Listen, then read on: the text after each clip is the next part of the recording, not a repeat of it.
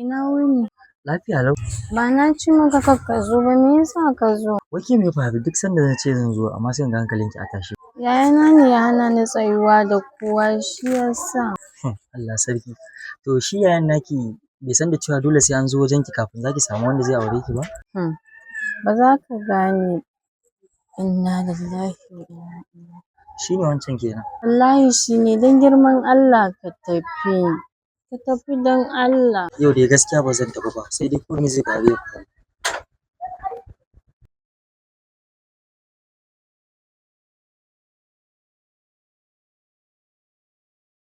Yaya ina yini? Abokina da Allah ɗan zo ka ji mana. Okay.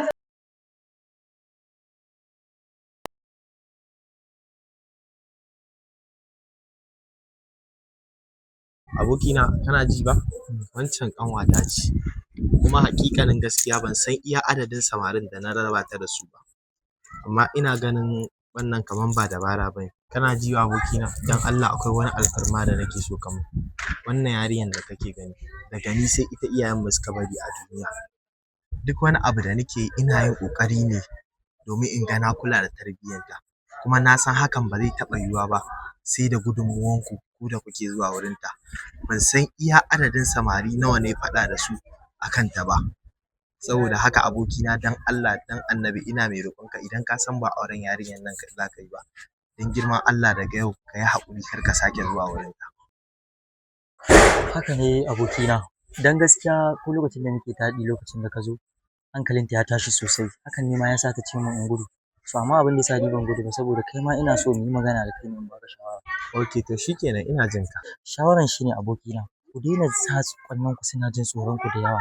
Ku dinga jawo su a jiki kuna wasa da su saboda hakan ne zai sa su dinga gaya muku matsalolinsu.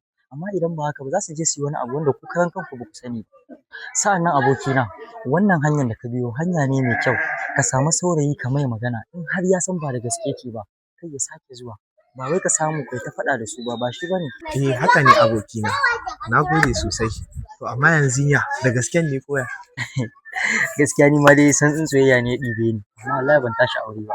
Amma insha Allah dai an haɗa hanya kawai a gaisa insha Allah. Ok to shikenan abokina na gode sosai. Ba damuwa amma yanzu da Allah ka dan sa min number ka. Ok to shikenan.